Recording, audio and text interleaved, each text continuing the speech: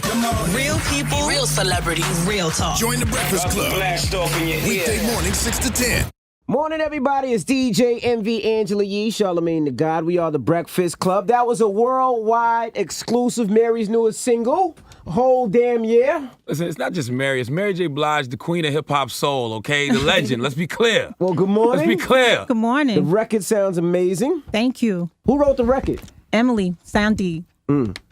Yeah. The pain seemed like it was there, but you know, it just seemed the record seemed dope. It seemed like a lot of females that are going through that pain. Yeah. Is really gonna love that record. Envy, you went through some pain too, so I did, Yeah. but I was on the other end of that record. He was causing the pain. Yeah, I was He causing caused the pain. I was causing the pain. Yeah. Now, the name of your new album is The London Sessions. What made you want to record in London? Why was London the inspiration this time? Well, London was the inspiration because of the record we did with Disclosure, the FVU record. Okay. And it exploded in London. And when we did over here at Terminal 5, the response was it was just ridiculous. And it started trickling over here, and people started responding over here positively on the record. And the idea was to do an EP, a full, with Disclosure. Okay. And I just signed to a new label. But before I signed to the label, we met with Steve Barnett, who's the head of Capitol Records.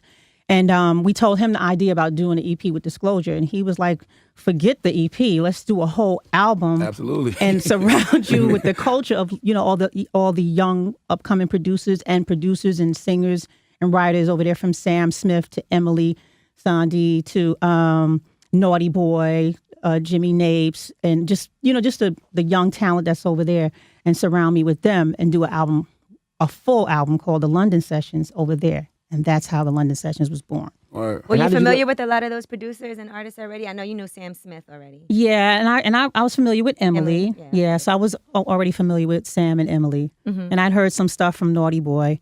And you had Sam Romans is a writer on this as well. He's a writer from overseas. He's amazing. And someone else, Egg White, who's a writer who wrote for Adele, Pink, and Craze and Hoax. They're producers from over there as well. So did you stay in London the whole time? Yeah, I was in London for like almost the whole summer. Sheesh.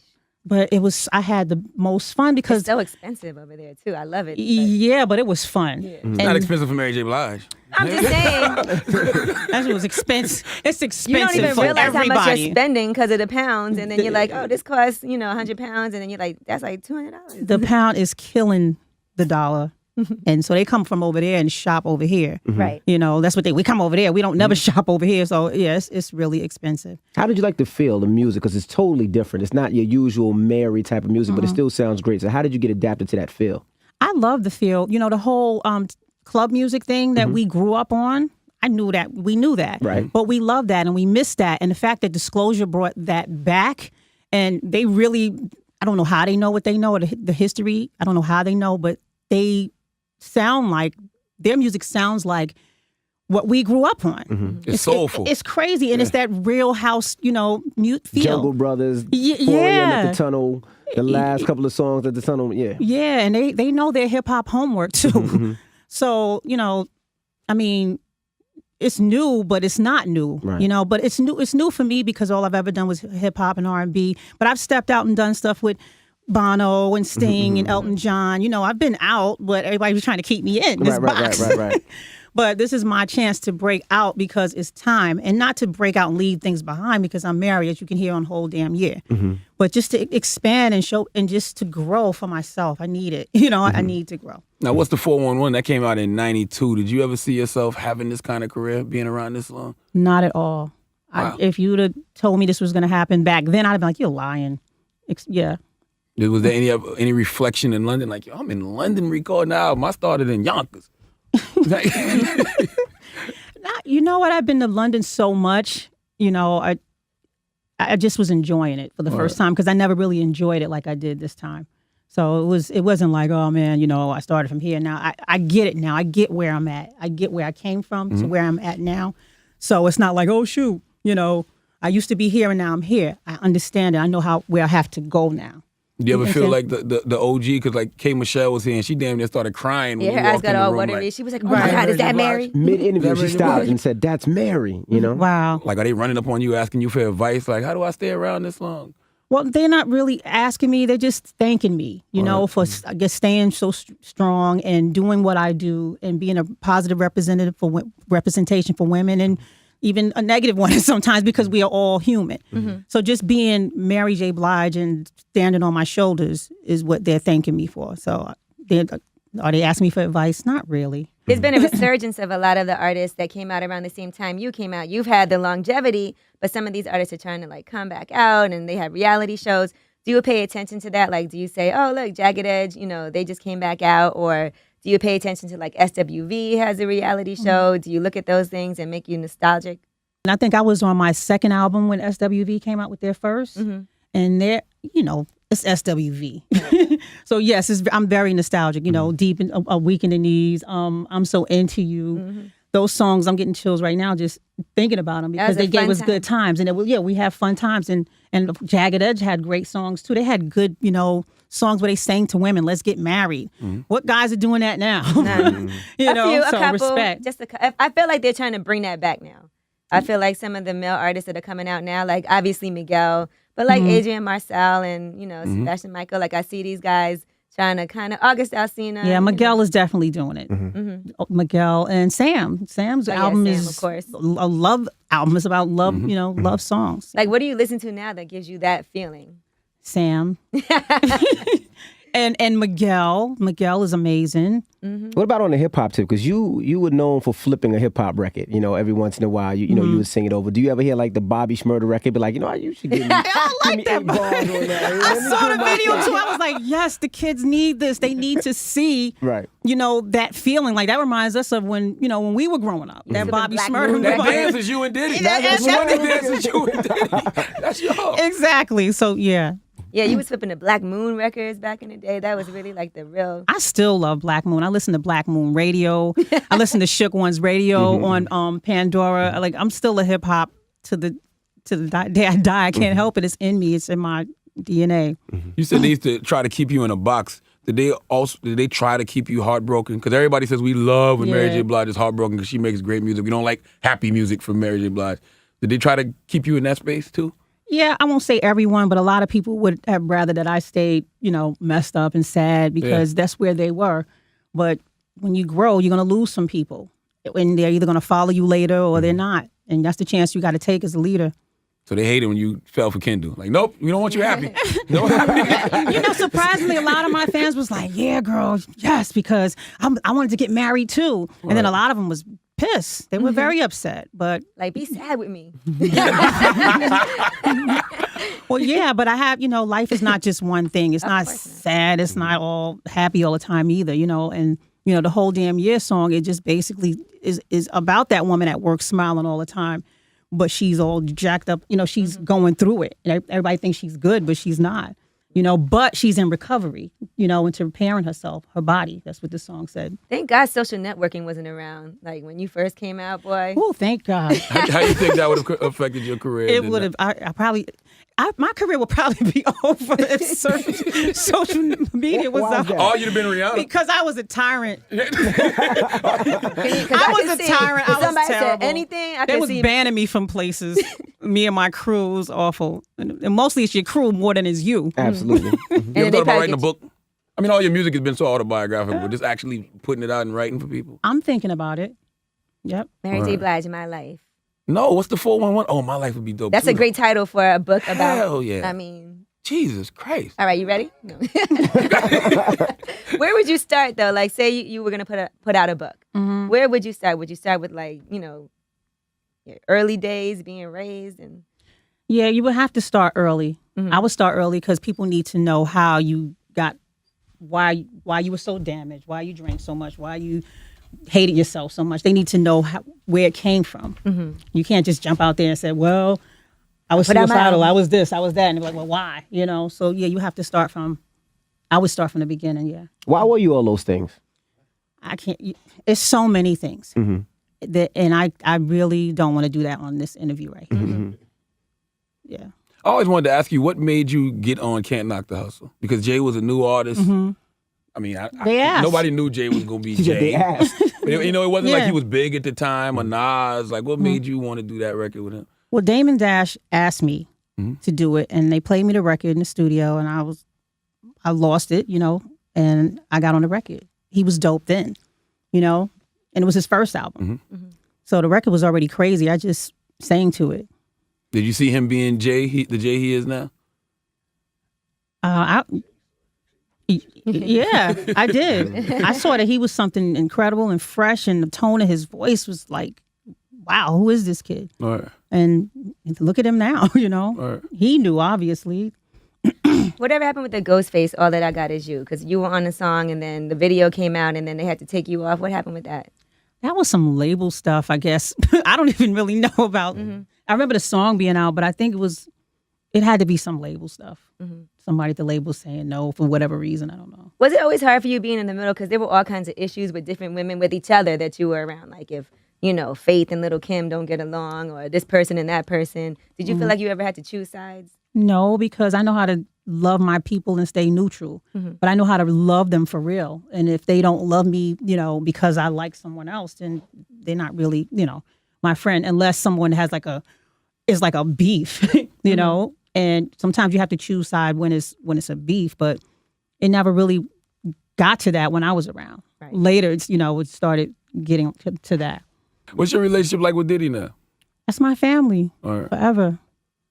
I saw the documentary, and of course, y'all had y'all ups and y'all downs, but you seemed to be upset with him when he went and signed Faith because it was like he was making a Mary J. clone. Yeah, I was hurt. I'm not going to, and he knows I was hurt, but, I got over it because I understand the business of it all. Like, if I was him, I would have made another Mary J. Blige, too.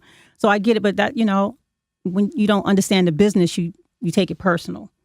But I get it now. Absolutely. Have a lot of people approached you about doing like television shows now or maybe like documentaries, docuseries about making this album? Did you do a lot of filming for it? I actually did a documentary of the whole thing, so that should be coming out around the time when the album comes out. Oh, okay. Now we talked about R&B earlier, but what hip hop do you listen to that you like, that that you wouldn't mind doing songs with? Like what artists that because I know you love hip hop so much. Like who do you enjoy in the hip hop game now, if there is anybody? I'm Drake. Drake is one of the best of his generation. He just is to me. Absolutely. You don't feel like he's competition as an R&B singer? Shut up. Shut up. Shut up. Shut up. Shut up. Shut up. Don't mind him. This guy here. Now, you put out the album this summer, the Think Like a Man 2 soundtrack, and the LA Times headline was Mary J. Blige put out an album. Did anybody notice? Did that upset you? No, not at all. Because of the politics of it all. All right. It was so much going on, and we had so little time to get it out, and I don't want to go into that. It's like I said, it was the politics of it all. You still enjoy making music? You still love it as the same as you did it before? Yeah, now I do. What There was a point when I started feeling like, it was becoming grueling and it was becoming a job, but I got my freedom back in it now. I love it again. Like I really love it again. So as you can, I don't know if when you hear the album, you'll know that I love it again. You mentioned earlier that a lot of the new artists are standing on your shoulders. Whose shoulders did you stand on? I stand on Shaka Khan's, Anita Baker's. Of course, everyone stands on Aretha Franklin's shoulder. Tina Marie. Yeah, all of, did I say Anita Baker? Yeah. When's the last time that you met somebody and you were overwhelmed? Like, who was the last person that you would say you met for the first time and you were like, wow, I can't believe I just met? You done met everybody. What about Barack? Yeah. Okay. How was Yeah. that? How was that meeting? That was crazy. It was unreal. It was surreal. I was just looking at him like, I can't believe we're here. I can't believe he's here, and we're here, and I'm looking at you, and I'm blessed to be in a time where I'm at the White House looking at our first Black president and his beautiful wife, and they like me. They like for me? real. They probably came up off your music, more than likely. I'm sure they did because they're fans and they're always like, oh, we want Mary to come sing this at the White House. Oh, we want Mary to come to Michelle's birthday party. They just, they're like us. They're beautiful people. Or now listen, how many people got fired because of the crispy chicken commercial Well, from your team? Like who did you and Ken do have to get rid of because of that? Well, that was, we just had to get rid of our agency because that was a hiccup. That was all of our faults. Nobody was really paying attention. I didn't know. I was like, what the? When I went later, I was like, what was I thinking? I wasn't thinking. The funny thing is, everybody seems to like it now. Everybody Not seems even to right like now. You see people just singing for no reason. Crispy chicken, fresh lettuce for no reason. Because it's the song, Don't Mind. Everybody loves the song, Don't Mind. And the song is so great. I was trying to sell the record, actually. Really? But I was like, why did I say crispy lettuce or something? Damn! Well, nobody likes soggy lettuce.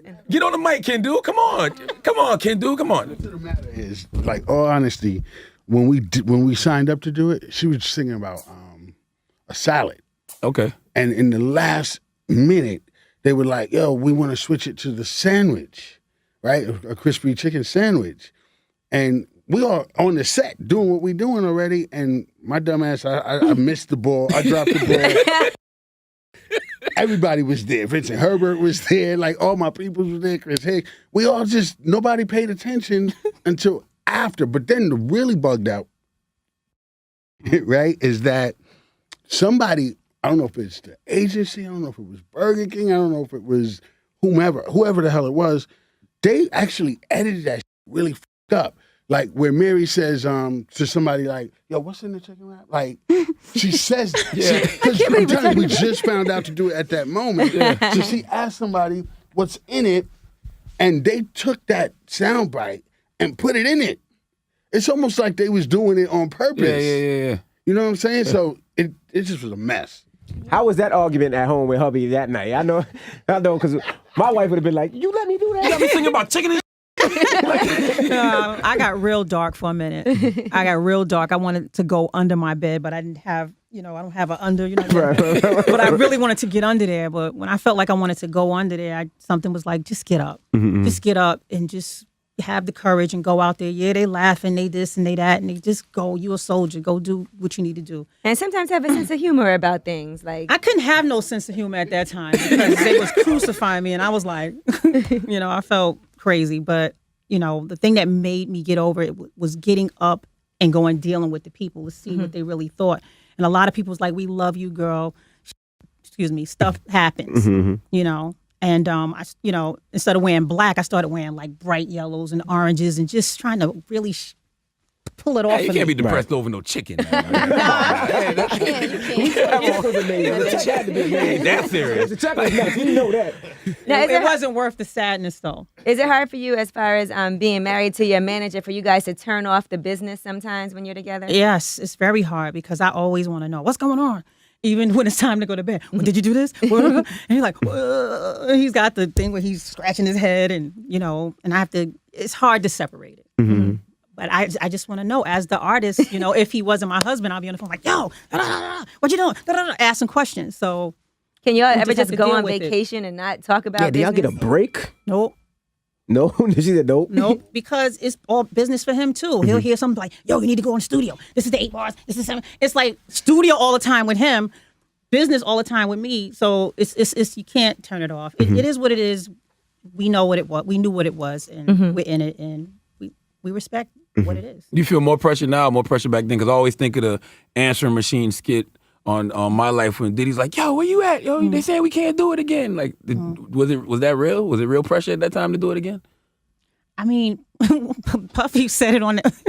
For me, I didn't care because I was like a young kid and I was free, so it didn't matter to me. But when Puff was like, "Yo, they say we can't do it again," I was like, "Word, that's what they saying."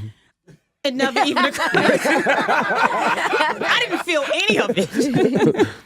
But the older you get and the longer you're in this business, the pressure starts to become real. Yeah. Is it still real now? Is the pressure still real? Yeah, it's real. For what though? You don't got nothing to prove now. Nothing at Like all. nothing. No, You still it's put up not that you records. have anything to prove. You just want your fans to love what you do. You don't want to do all of this and for nothing. You want them to love what you do, you know? And so, I mean, to express myself is honest. Right. And so they're gonna love it, you know? But I have to be careful because I've expressed myself a couple of times before and they was like, you know, they didn't love it. So it's more pressure every time. And you have to think about what you're doing. You have to understand that people are not idiots and they're not stupid and they can't be tricked. You've got to be real with them. Right. Do you ever feel like you have to, we talked about the box earlier, step out that box, for instance, like strip clubs are big. Back then they Here you weren't. go. No, I'm just curious because if you look at Beyonce, she did records that hit in the strip club. Right? Would you ever say, you know what, I gotta get that audience, or you just say, F it, I'm gonna stick with Mary? Well, I mean, I have to be honest. I shot a video, Mr. Wrong. I shot it in a strip club with strippers in it, and later on I was like, why did I do that? I'm Mary J. Blige. I didn't have to do that. But you know, He said you took all the strippers out. we all try. You know, we try. It's a business, so we want to see. You know, there's women that love Mary J. Blige in the strip clubs, but the way you get them is not to Cater to them. Make them. not disrespect them or not cater to them, but not go and do what they, you know what I'm saying? I can't do what they do. You have to be yourself. That's why they loved you in the first place. That's why they don't straighten up when you come around like, oh, Miss Mary, I don't know if I can get naked in front of Mary. Oh, no, they just... No, they be right there like, girl. They be all... they be like, we know Mary got money. Nah, it's beautiful, though. They're just free and they just love me. So does the music feel free now when you record it? When I hear Be Happy, I hear freeness. Like, that's one of my favorite records ever. I think I listen to Be Happy at least 3 times a week. Wow. Just because it changes my mood all the time. Okay. Yeah. Well, that's good. Yeah, this freedom. All right. First of all, going to London was freedom. You know, it was a whole step out of the comfort zone, step out of the United States of America, step out of what we do. And just to do all the different kind of music that I did was just like freedom. What songs would you say you get most emotional when you perform? Oh, wow. I'm not going to cry. No more drama. And Take Me As I Am. Yeah. I think that's about it right now. I mean, Right. it's everything because I love everything and Love No Limit, the original one. Man, Waiting to Exhale, Not Gonna Cry, that will make anybody. That movie always makes me emotional, especially because of that song, I think. Yeah. Yeah, I don't like that record and Man in the Mirror. I can't listen to. And Lady Antebellum 11 Needs You Now. years. I don't. Them 3 records, instant tears. I can't listen to those 3 records. You ever get tired of doing the Mary Bop, the Real Love or Reminisce? Come on, because you got to do it every time. It's like, oh, here it go. Oh. I can't help it. What else am I going to do? Everybody else is doing it too because the music just make you just... And if you do it Just now, they'd be move. like, look at Mary trying to do the shmoney dance. I've been doing that. Yeah, I can't help it. We appreciate you joining us this morning. Absolutely. Oh, thank you guys. I never It's been thought a this was pleasure. going to happen. I was I like, didn't think it was going to happen either. I was like, Mary J. Blige is for real going to come up here? She come to this little I ratchet feel ass like we show. Little official. ratchet ass I feel like we kind of official now. A little bit. You're beneficial. No, seriously. Mary J. Blige came up here to see the Breakfast Club. They're going to be like, why Mary did she have to do that? Oh, I did. Well, we appreciate Yeah, we it. appreciate it. And Thank you y'all. are a legend. Absolutely. I don't even like to call you the queen of hip hop soul. I just like to call you the queen, period. Oh, that would be great if you stopped calling me the queen of hip hop soul. I appreciate it. Oh, you don't like that label? Just call me the queen. All right, Thank okay. you. Got you. Ladies call and her gentlemen, queen. it's Mary J. Blige. The album comes out December 2nd. And what's the name of the album? London Sessions. Album December 2nd. All right, make sure you pick it up. And it's The Breakfast Club. It's Mary J. Blige. Real people, real celebrities, real talk. Join the Breakfast Club. Weekday morning, 6 to 10. Morning, everybody. It's DJ MV Angela Yee, Charlamagne the God. We are The Breakfast Club. That was a worldwide exclusive Mary's newest single. Whole damn year. Listen, it's not just Mary. It's Mary J. Blige, the queen of hip hop soul, okay? The legend. Let's be clear. Well, good morning. Let's be clear. Good The morning. record sounds amazing. Thank you. Who wrote the record? Emily Sandy. Yeah. The pain seemed like I'm Smith already. Yeah, and I was familiar with Emily. Emily, yeah. So I was already familiar with Sam and Emily. And I'd heard some stuff from Naughty Boy. And you had Sam Romans is a writer on this as well. He's a writer from overseas. He's amazing. And someone else, Egg White, who's a writer who wrote for Adele, Pink. and Craze and Hoax. They're producers from over there as well. So did you stay in London the whole time that you? Yeah, I was in London for like almost the whole summer. It was there, but you know, it just seemed the record seemed dope. It seemed like a lot of females that are going through that pain. Yeah, is really gonna love that record. But you went through some pain too, so I did. yeah. But I was on the other end of that record. He was causing the pain. I was causing the pain. I was causing the pain. Yeah. Yeah. Now, the name of your new album is The London Sessions. What made you want to record in London? Why was London the inspiration this time? Well, London was the inspiration because of the record we did with Disclosure, the FFU record. Okay.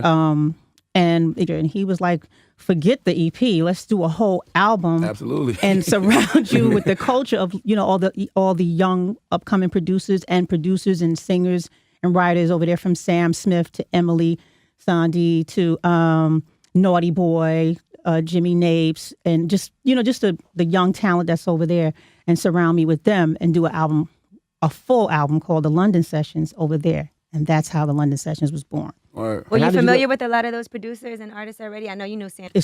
Exploded in London, and when we did over here at Terminal 5, the response was it was just ridiculous, and it started trickling over here, and people started responding over here positively on the record. And the idea was to do an EP, a full, with Disclosure. Okay. And I just signed to a new label, but before I signed to the label, we met with Steve Barnett, who's the head of Capitol Records, and we told him the idea about doing an EP with Disclosure.